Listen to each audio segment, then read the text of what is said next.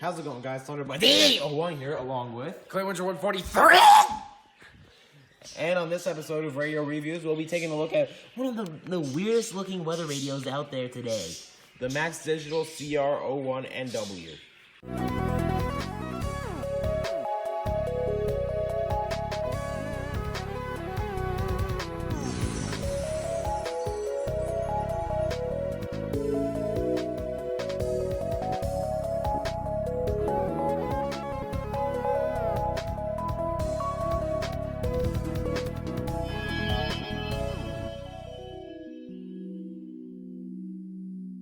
You've actually got the model number memorized?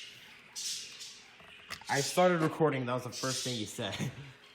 Sorry. It's fine. Alright, restart. I mean, I'm already recording, but yeah, I have the model number recognized. But yeah, this radio, if you take a look at it, what does it remind you of? And no, not a brick. Something else. Now you're thinking, this kind of looks like the Capello CR02NW weather radio. That's because it is. What Maxx Digital did was basically They took the Capello CR02NW. They shot out a silver stripe on the goddamn thing, and they put their own Maxx Digital badging on it. I was like, Yeah, so. Oh yeah, but I guess one way to make up for it is one, you can kind of stand it like this if you have a flat surface. But that's not what we're going to be talking about. We're going to be going over everything good and bad about this radio. So, first, let's start off with the button beeps and the siren test. Alright, so first we're going to start off with the button beeps and the siren test. So, when I use the buttons, and forgive the parakeets in the background, they're just being really devious. But anyway, that's besides the point. Let's get down to the button beeps and the siren test. So, when I press the buttons, please tell me what it reminds you of.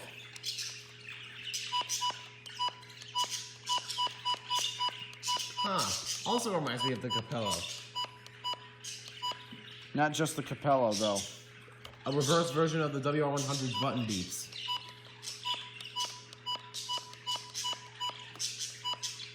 And now for the alert test.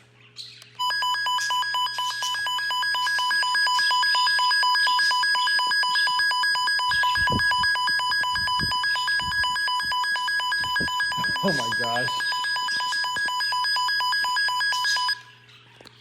Alright, so as you can see, when it does the siren test,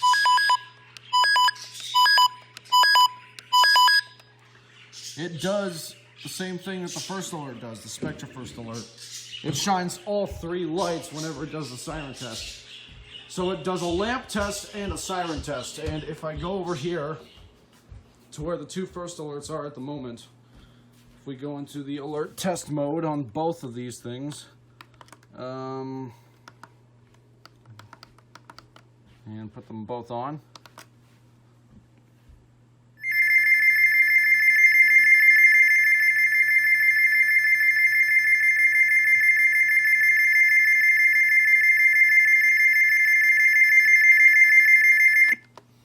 Yeah, so basically, the Capello and the Maxx Digital do the same thing as the first alerts do, the Spectra first alerts. And that is whenever you do the siren test, it lights up all the lights. So it does a lamp test and a siren test combined. So, yeah, I mean, it is a pretty noticeable siren, but very high-pitched indeed.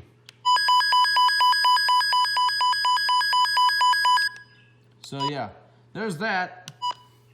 Next feature we're going to go to is pretty obvious. Probably know where I'm going with this, don't you, Nicholas? Yeah, the screen. Next feature that we're going to go over is the crappy screen that's built into this Maxx Digital, and this also affects the Capello too. You see? He's doing it right now. You see? Look at that. Yeah, and the backlight is not even on. Like, see, that's one of the common problems with the Maxx Digital and the Capello. Like, the diodes will start to fade out and burn out, kind of like what this is doing. And look, you can see the left side of the M You can see it's already starting to fade out already, and we didn't even touch it yet. With the backlight on, it's even worse, because you can see it, like, even more clearly than, like, that's just sad to watch. Yeah, and yes, this radio is a little bit over 3 years old. Mm-hmm. But still, it shouldn't be doing this. Like, yeah. It's an older-ish radio. Yeah, it says on the back that it was manufactured in April of 2013. Like, look, I'll flip over the radio right now. Well, we're greeted by Clay's lovely rechargeable batteries. Look. I don't know if you can see it, but... Hey, look. Look right there. If it'll focus. Come on, iPhone. There it is. Manufactured April 2013. That's how old this radio is, and it's already starting to have issues. Didn't you buy this thing brand new? Well, I mean, it came used, but... Oh, if it's used, then I can understand. But if it was brand new, that's pretty much an embarrassment. But still, the radio shouldn't be doing it that early in its life. Yeah. Well, should I also mention... Hold on, I gotta put my phone down for this, but... This is a common problem on some of the other radios, but look. Wobbly antenna. Antenna arthritis. One of the early stages. Yeah. But still, the screen is, I mean, when it's working, it's an amazing screen. But right now, like the way it is,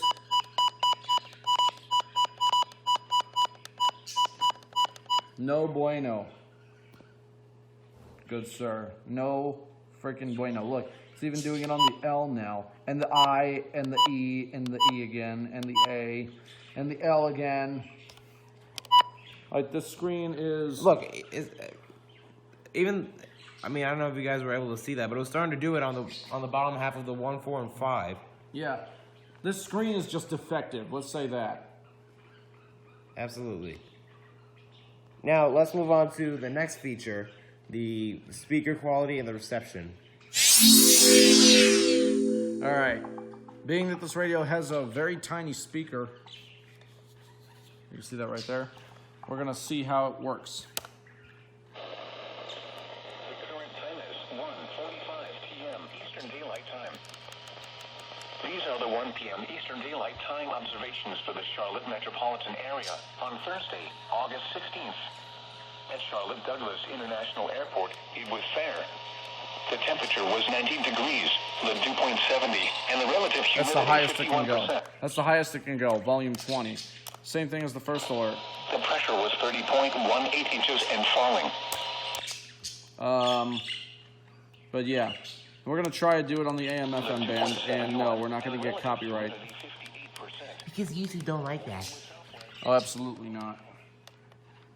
So, if I go over here and tune it to... Oh my god, this thing is so slow.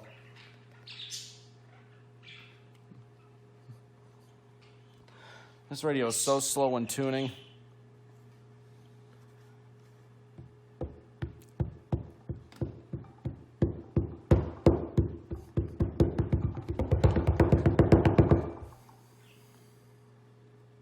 This is the shit you have to deal with when you're trying to self-tune a Maxx Digital.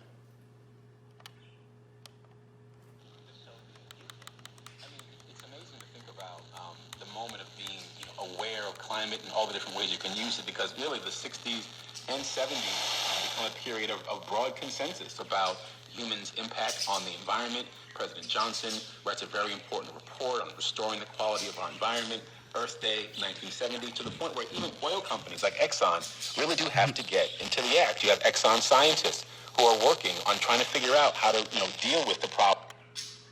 And 890 doesn't really work. AM in general doesn't really work.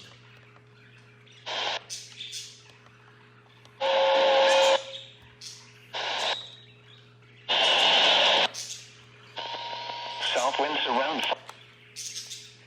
Yeah, but you get the idea. For a small speaker like this, if you have it turned up to like the max, it sounds like it's gonna break, like just like the 262. And somewhat like the first alert. Wait, the 262, the 521, the 261, not so much. Speaking of other 261, it's sitting right over there. God, the antenna wants to come out of the socket. Damn. So anyway, we're going into the next feature, and that would be This upside down vagina. I mean, no. The stand. So, here's the stand for the radio, perfectly working. And the Capello has the same thing. But when the radio is down without the stand, I mean, that is kind of cumbersome, I'm not sure, but here's a downside with the stand. Whenever you want to move the radio to a certain location, like, let's say this radio doesn't work here, even with the antenna up. If I can, and if I may. There we go. Let's say the radio isn't getting a good signal where it is. Thunderstorms. And let's say you want to move it, right? Well, you have to keep your hand under the radio, because if you pick it up, the stand will automatically come out and get in the way. Tuesday night, mostly cloudy with a chance of showers. It is somewhat better when the stand is up. There we go. Now the stand is up. And it is somewhat better like this. Thunderstorms in the afternoon. So, yeah, I guess that's kind of a benefit with this radio. But at the same time, it can be a real annoyance when you're trying to relocate it and the stand keeps getting in the way. And another one of these things is, these stands can be so fragile because it's made of plastic. So, these things can easily break, and that's not what you would want on your Capello or Maxx Digital. So, yeah. Pretty much the Maxx Digital has that one flaw. That's what it is, apparently, with the stand. So, yeah. I mean, I guess you could hold it with your thumb on the bottom, but, like, whenever you, like I said already, whenever you want to move it, the stand just gets in the way, but right now it isn't because I just forced it downward. But when it's not forced downward, it will still get in the way. But it is a real benefit when you're actually using the stand, because it can actually stay like this. So, yeah. Now let's get into one of the other bad features on this radio. Oh man, this should be interesting. Alright, so the next bad feature is the extremely slow tuning. So let's say if I go to the weather band. Actually, just a slow button response in general. Yeah, pretty much. Yeah, the button responses are so delayed. Like, I'm just spamming the volume up button and nothing. Hey, it's kind of like the same issue the 12261, 262, and the 521 have. Pretty much. Now the tuning.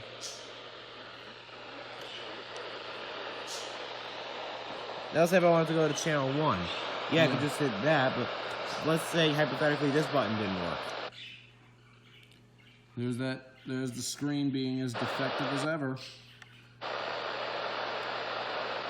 Now let's say if I wanted to go up to channel 5, but let's say this button's broken.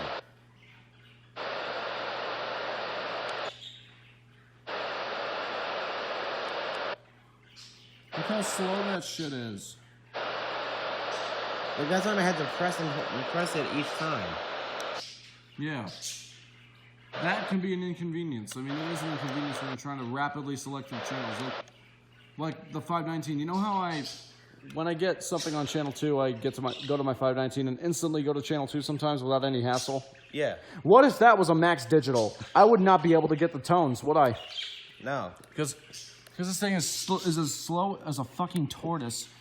Not even steroids will help it out in terms of speed. But you guys get the point.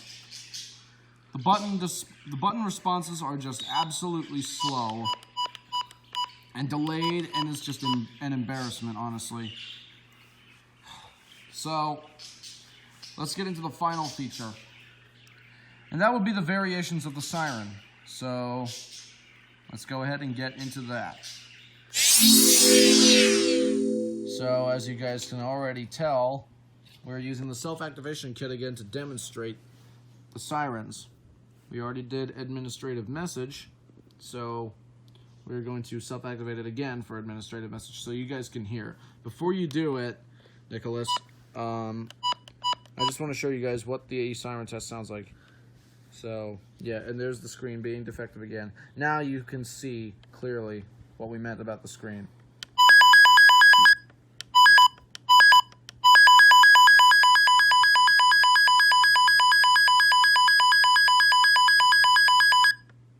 So that's the siren test.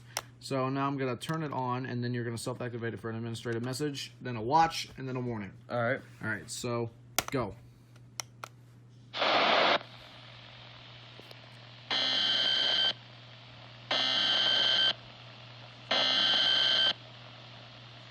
Oh, that didn't work. I didn't hear it. I didn't hear it do the things. Nope.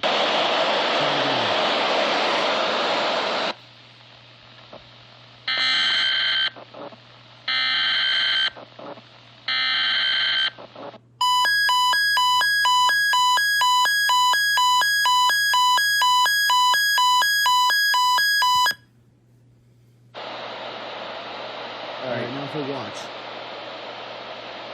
That was advisory.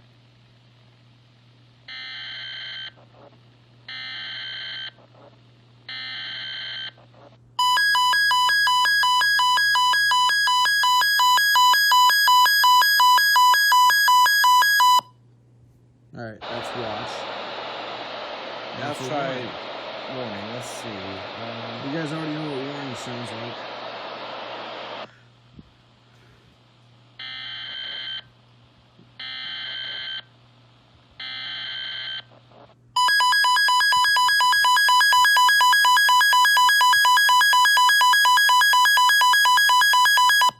Basically the same thing as the alert test. Now, I would like to demonstrate something real quick now that we're into self-activation mode here. So, if I go over to alert type and set it to this display, there is a safety feature that's built in onto this radio, as well as the SFA 1150s and the alert works. And I personally think this is a good idea, but I think AlertWorks didn't executed it the best. But let's say if it's like 3 in the morning and you're trying to sleep, and then your office decides to wake you up with a warning. Just like Albany did that one time. But that time it was a high wind warning, which can be disabled. Let's say if it's a high priority alert, such as a tornado warning, and you have it on display mode.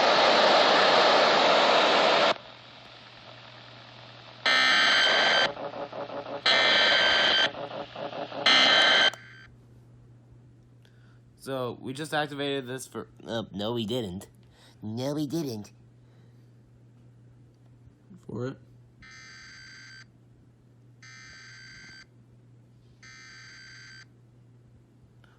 Oh, well that didn't work. I believe the weather radio is off.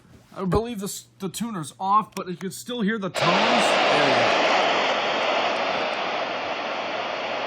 Let's try this again. Tornado warning.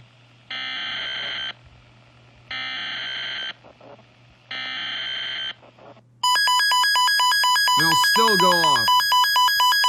And it'll sound continuously, if I may add. Yeah.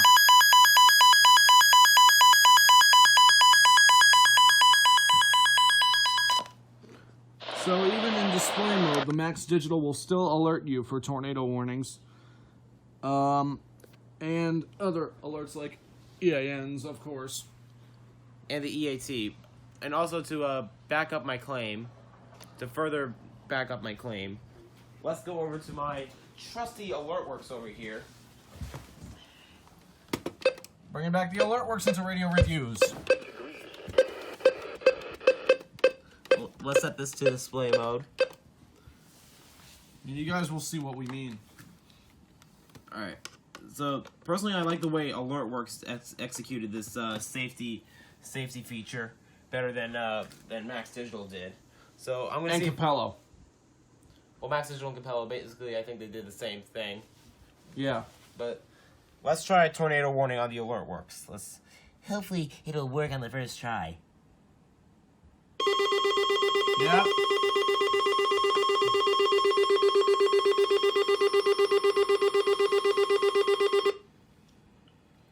the only thing is it doesn't sound continuously. Yeah, it'll sound the siren for the default 8 seconds, and then it'll activate. Activate the weather broadcast, I should say. Yeah, so you can actually hear what's going on.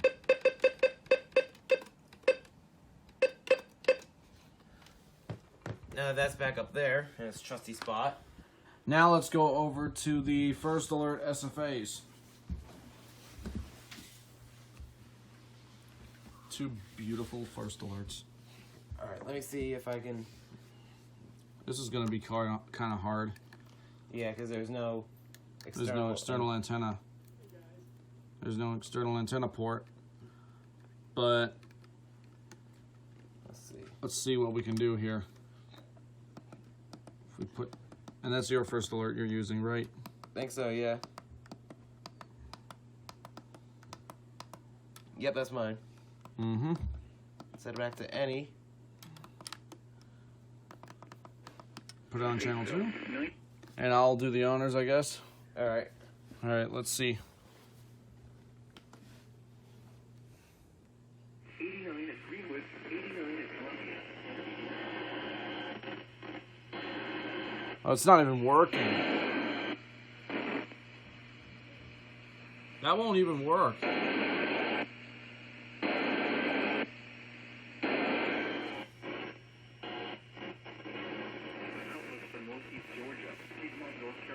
Maybe if we put the antenna down. Put